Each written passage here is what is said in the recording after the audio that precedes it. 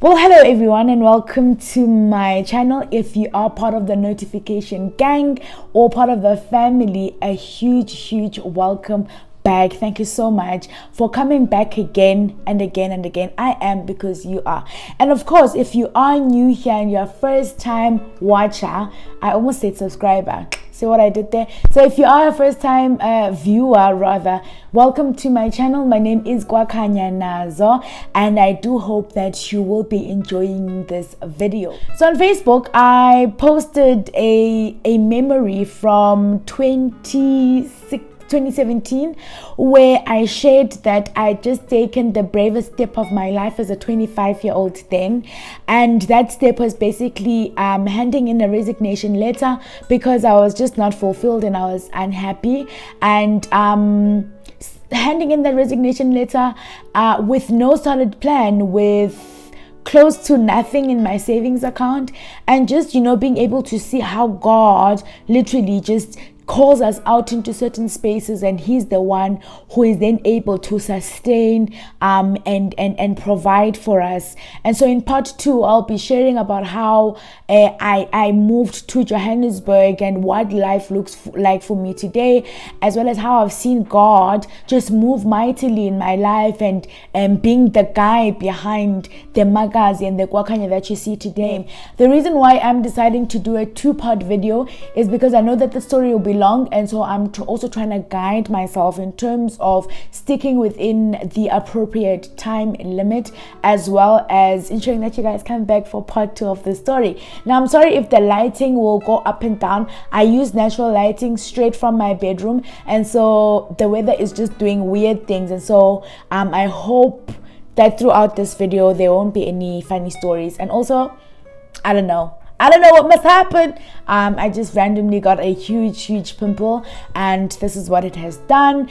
And last but not least, I got this from Happy Hair. They are on Instagram, and I just washed my hair, and so I just need, it's a microfiber towel, and I just need for my hair to dry out without me using a towel or anything like that. So yes, let's get right into it.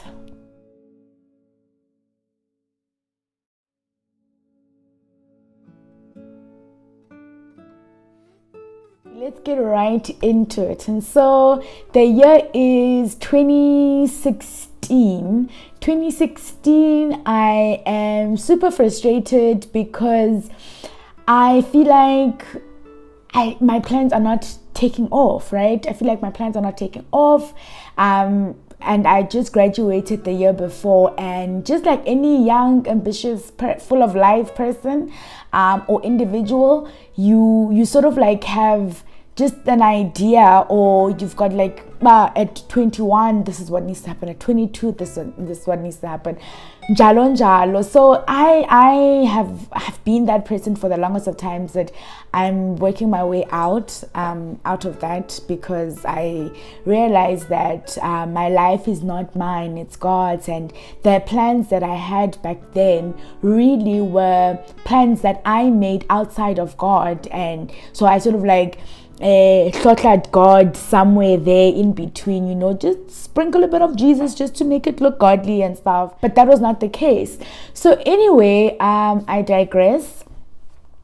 So this is 2016. I decided to relocate to PE because I wanted to really move away from home, but also just to pursue my life, like just be a grown up and stuff like that. And so I got an interview with the company I was working for then. Got to the interview, everyone loved me. Like the question that I asked, I think when they were saying, do you have any questions, obviously I asked the important questions. And then one of the questions that I asked was, so when do I start? And they were like, I remember it was a Friday. They were like, on Monday. It is what it is. And so that's then what happened. That was the beginning of what I thought would be a step towards the right direction in terms of being an adult, making my own cash, and just being that person. Fine. I kid you not, a week into the job, I was just like, no, nobody, nope. It's not it. But I just cared too much what people were gonna say. I cared too much what my mom was gonna say. I cared too much what my then boss was gonna say. I cared too much what the recruiter or the HR person was gonna say, but I feel like you're only here for like a week, so what's your plan? So, and also then I had built maybe a god out of being able to fund my own life and not depend on my mom, or not like struggle and stuff like that. So I was able to rent, I was able to buy food. I'm trying to think what else I was able to do with that salary. That's all I was able to do. And then I was like, hey man, you went and you studied and you became an entire graduate, and this really is like it. So long story cut short, I stayed in that job for a year and 6 months. I battled a lot with back and forth thoughts of okay, maybe today is the day that I'm gonna do it. And I won't even lie to you guys, I had the best colleagues. That's what was like so hard to like come to terms with. My colleagues were actually quite amazing. I really was good at what I was doing. I suppose it's also because I give myself off of everything that I do, and so I really was good at what I was doing, and I seemed happy. But I would go home, and one, I would sit in the dark, and two, I would cry, and I'd be like, but God, is this really it? Is this the life that I'm gonna live? Am I gonna really just like survive and not thrive? But I'm your child, and none of this is in line with the things that we had planned to achieve. And I was just like, but at that time I wasn't thinking that I should have sat down with God to say, okay, Lord, what are your plans with my life? But I almost came to the table with okay, like, Lord, here are my plans. You'll see where you fit in all of this. But anyway, I think there was a day where I knew that I was ready. And my sister's friend actually asked me this, Subana, how did I know that I was ready to hand in the resignation letter? So I remember dedicating the month of June, because I was just like, you know what, I'm so tired. So I dedicated the month of June in that year to pray and seek the Lord. And I remember praying and saying, you know what, Lord, I know that I have lived my life lately as if it's mine, and I've never consulted. And so here are my feelings currently about this thing. But I want to specifically and intentionally take time out for the month of June just to hear your heart for my life, and also just to get a word. If I'm meant to go through with the resignation, I need a word that I can hold on to, because there was no job that was coming through. Also, I didn't know what I was passionate about anymore, because I felt like I had settled for far too long. And so that made me forget what I was passionate about and the things that I wanted to achieve. And so I intentionally took the time out to pray and to seek the Lord and just to hear Him. And I got a word that I held on to. But you know how we are, where we're just like, okay, Lord, speak again so that I can like know that it's you. So fast forward to a time where I come back from work, and I was just so heavy-hearted.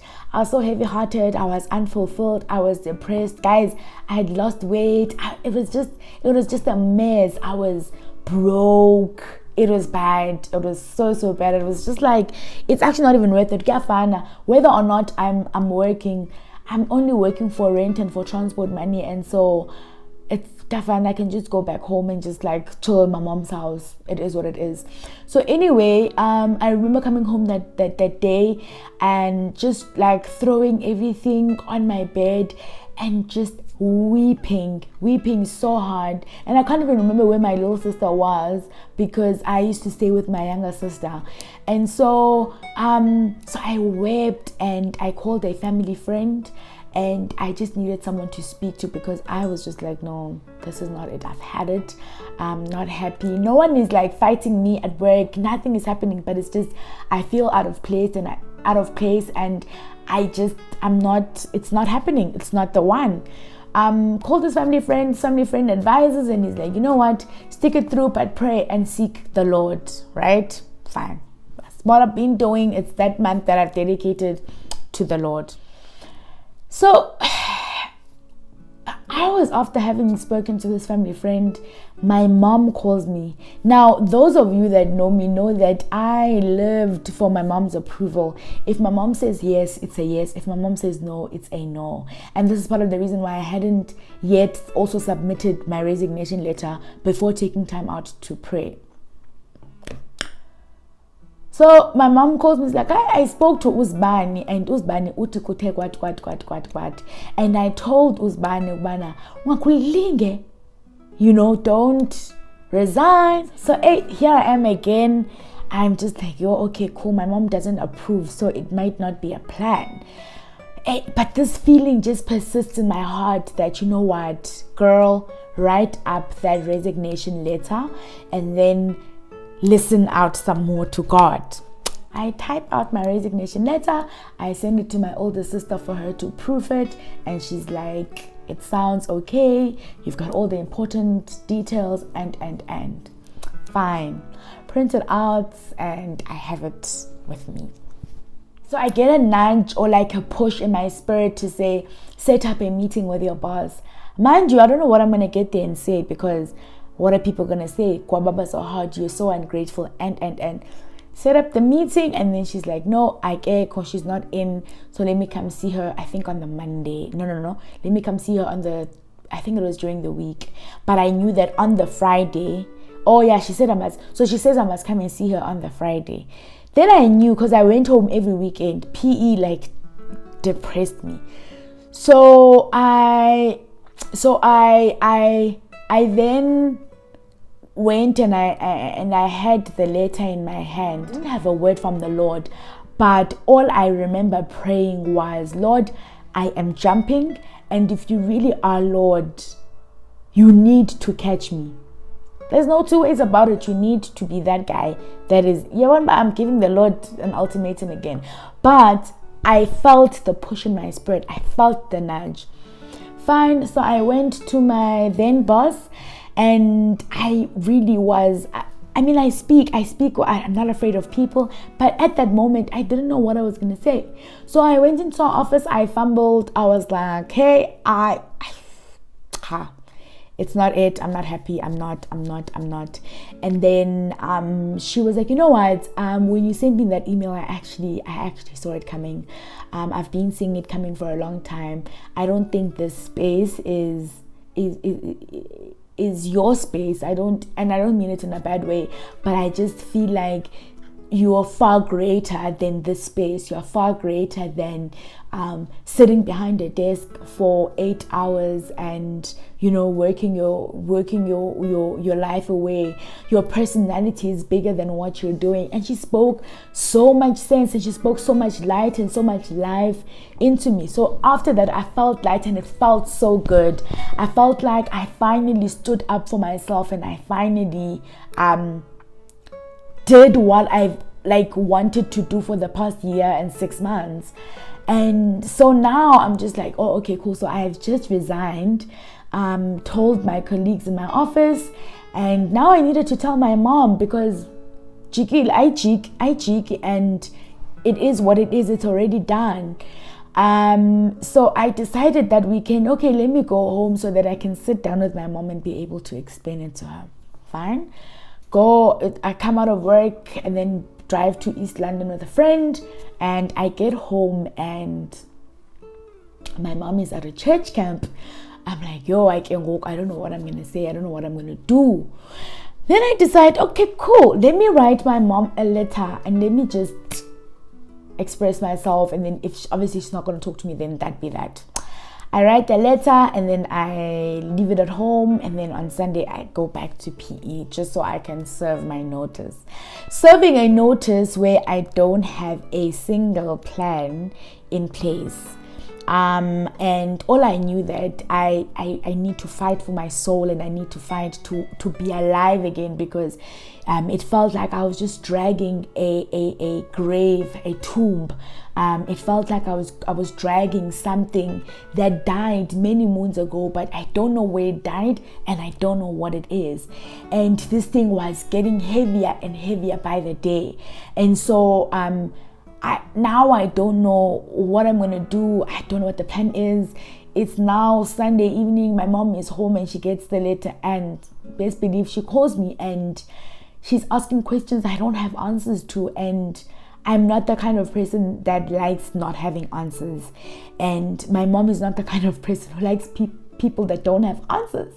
So I am just like, oh girl, I don't know, but I resigned, and that's that. I don't know what I'm gonna do. I don't know what the plan is.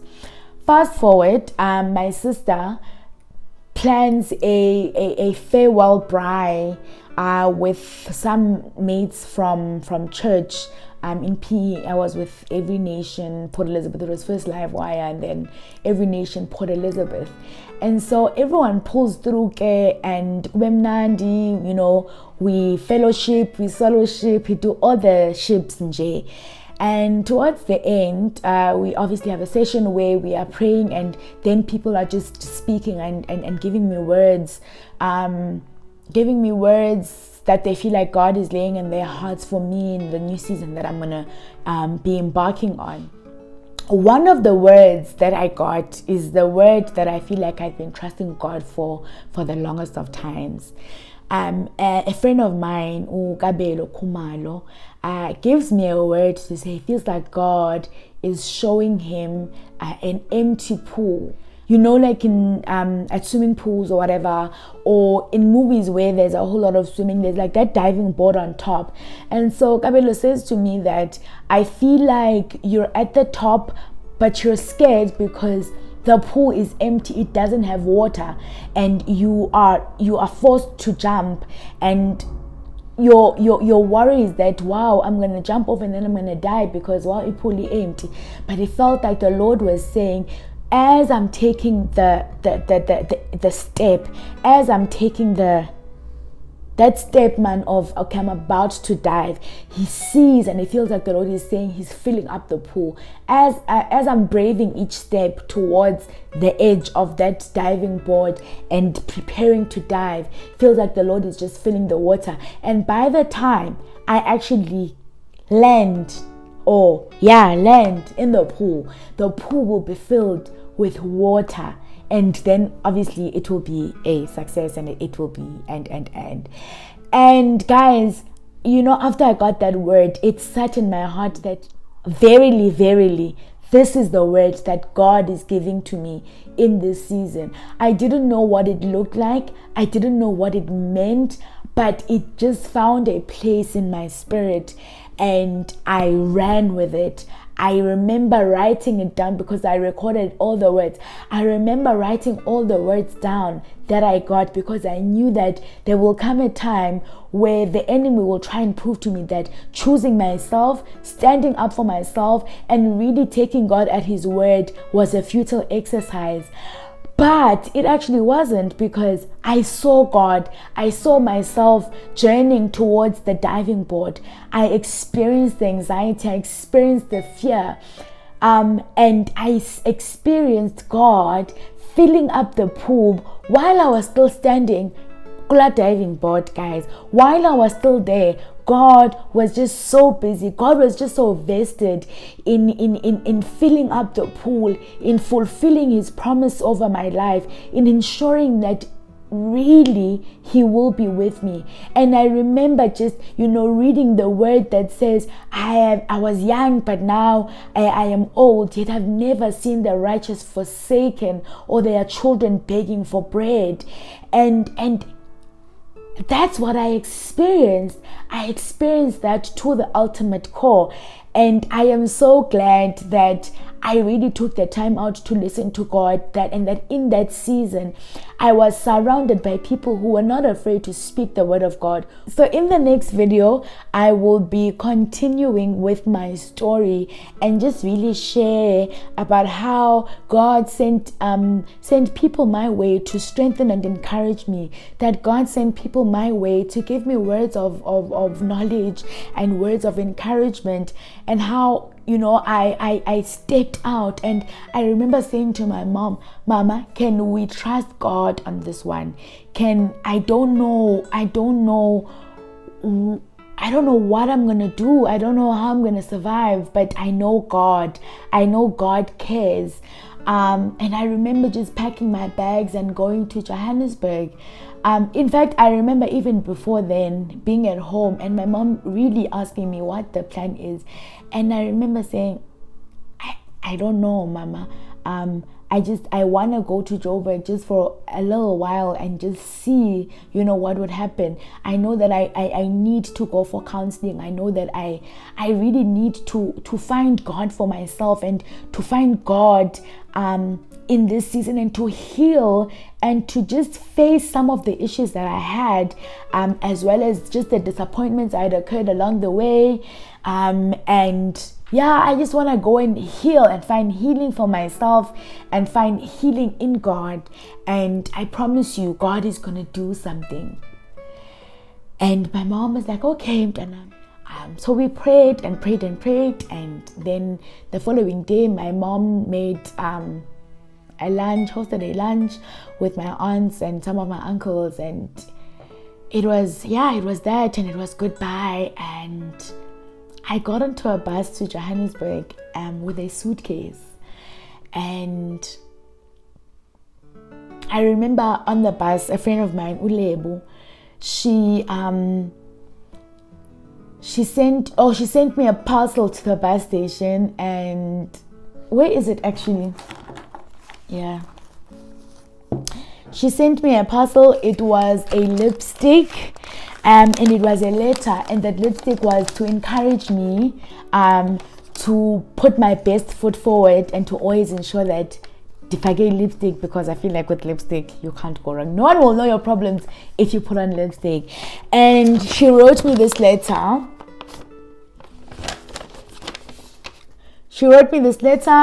And I kid you not, I read it as the bus was leaving East London, like Ipuma Emonti. I read it and I wept. Because it felt so good that I was going to pursue me and I was going to do me.